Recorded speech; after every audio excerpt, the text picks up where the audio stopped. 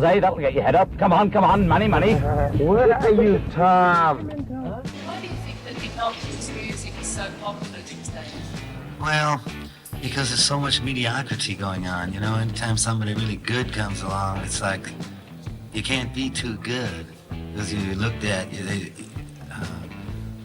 because you stand out.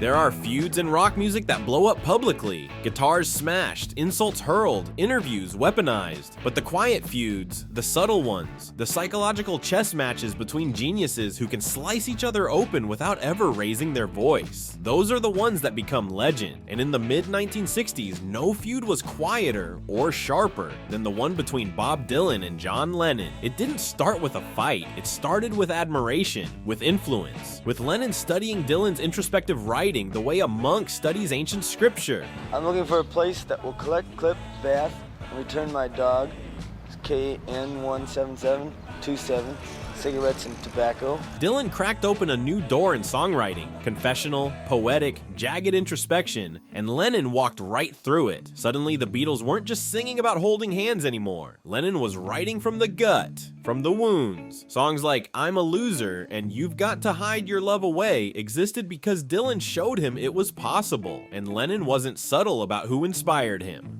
Everyone in that era knew it. Bob Dylan changed John Lennon's writing forever, but influence has consequences. Because in 1965, the Beatles released a song that made Dylan pause. Not because it was bad, but because it was too good, too familiar, too close to Dylan's territory. That song was Norwegian Wood, the enigmatic folk ballad Lennon wrote about a, let's call it, unspecified extracurricular romantic situation.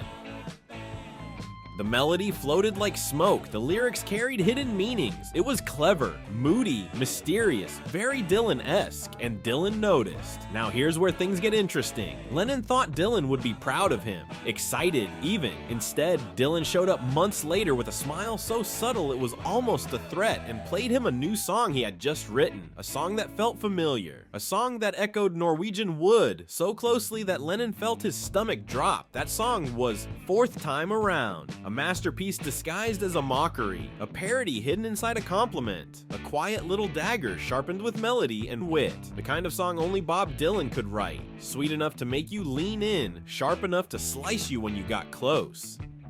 Fourth Time Around, released on Blonde in 1966, is one of Dylan's strangest, slinkiest, and smartest songs. A waltzing, sarcastic little riddle dressed up as a love story. And behind its playful exterior was a message only one man was meant to hear. John, I see what you did, but don't forget who did it first. And Lennon felt it. Publicly, he tried to laugh it off. Privately, he was rattled. Years later, he admitted the first time Dylan played the song for him, he was paranoid. He didn't know whether Dylan was mocking him, imitating him, or declaring war. In Lennon's own words, I thought it was an out-and-out skit. I didn't like what I felt I was feeling. That sentence right there tells you everything, because Dylan was doing something Lennon did not expect. He was beating him at his own new game. See, Fourth Time Around doesn't just borrow the melody of Norwegian Wood, it mirrors its structure, it echoes its phrasing, it bends itself into that same AABA Baroque pattern that Lennon loved so much. But the tone is completely different. Lennon's song was coy, clever, cheeky, a wink disguised as a confession. Dylan's song? Dark, bitter, chaotic, caustic. Dylan takes the gentle introspection of Norwegian Wood and twists it into a surrealist nightmare. Instead of a quiet affair told through metaphors, Dylan gives us a collapsing relationship full of sarcasm, emotional manipulation, screaming matches, accusations, fits, collapses, cruelty, and philosophical barbs. It's Lennon's idea, stretched into a grotesque carnival mirror, and that's exactly why it bothered Lennon so badly. He saw his influence reflected back at him, distorted, amplified, and perfected. This wasn't Dylan copying him. This was Dylan saying, I taught you this language, don't forget who the native speaker is. But the rivalry isn't the whole story. To understand Fourth Time Around, you have to understand where Dylan was when he wrote it. In 1966, Dylan was in the middle of a creative explosion. Blonde on Blonde was becoming one of the most innovative albums of the decade. He was experimenting with chords, structures, rhythms, sounds, pushing the boundaries of what rock lyrics could be. On that album, side 3 especially, Dylan Dylan treats songwriting like a laboratory. Every track is a new experiment, surreal narratives, strange characters, dreamlike logic, romantic disasters, entire worlds collapsing in 9 lines at a time. A Fourth Time Around fits into that world perfectly. A fast waltz, a weird chord progression, a melody that floats like a mocking echo, 5 verses with no chorus, no bridge, no relief. It feels like a nursery rhyme written by someone who hasn't slept in days. But the real reason critics still debate this song? Because it's impossible to tell where the parody ends and the sincerity begins. On the surface, Fourth Time Around is a love triangle story told by a narrator who is either a fool, a poet, or a villain depending on how you hear it. He argues, he storms out, he picks fights, he taunts, he acts immature and superior at the same time. He's cruel, then helpless, then philosophical, then offensive, then vulnerable, then cryptic, and at the very end, he delivers the famous line. The line critics have obsessed over for half a century. I never asked for your crutch, now don't ask for mine. Some say it's Dylan telling Lennon, I gave you a musical style, don't take anything else from me.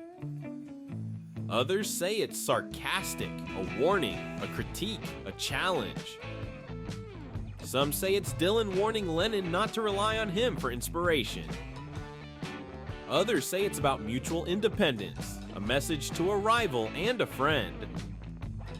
I'm fine on my own, you should be too. But one interpretation stands above the rest, the one Lennon himself feared. It was a mockery, not a mean one, not an attack, but a sly, brilliant, mischievous jab. Picture it.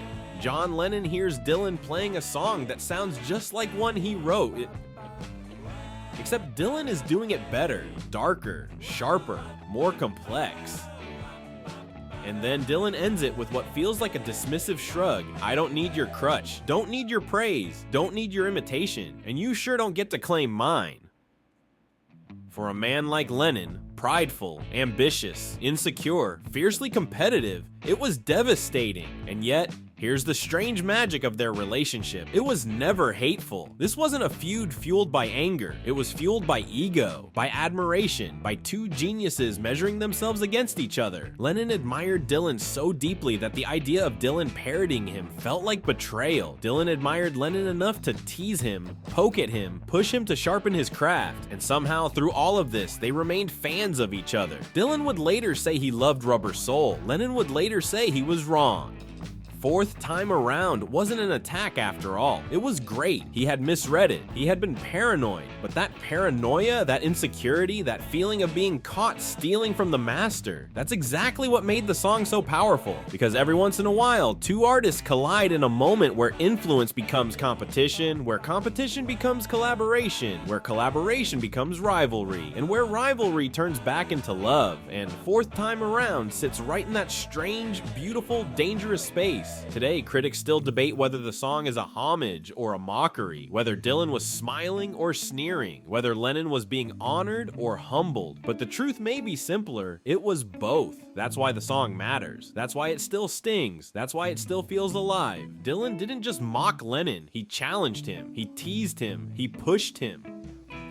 He reminded him gently but unmistakably that imitation comes with consequences, and Lennon responded the only way artists know how. He got better, he wrote sharper, he wrote deeper, he wrote stranger, he wrote more honestly about himself. The rivalry made them both stronger, and that's the real legacy of the Fourth Time Around. Not the parody, not the joke, not the back and forth between two giants, but the way a single song, one quiet, sly, poetic little waltz, changed the creative trajectory of one of the greatest songwriters of all time, and the way a rivalry built on insecurity, admiration, and genius shaped the next decade of rock history. Because sometimes a feud isn't really a feud, sometimes it's a mirror, sometimes it's a dare, sometimes it's two artists circling each other like planets, each one pulling the other into a new orbit. And in 1966, Bob Dylan handed John Lennon a song that said without ever saying it, "You're good, but I'm still Bob Dylan."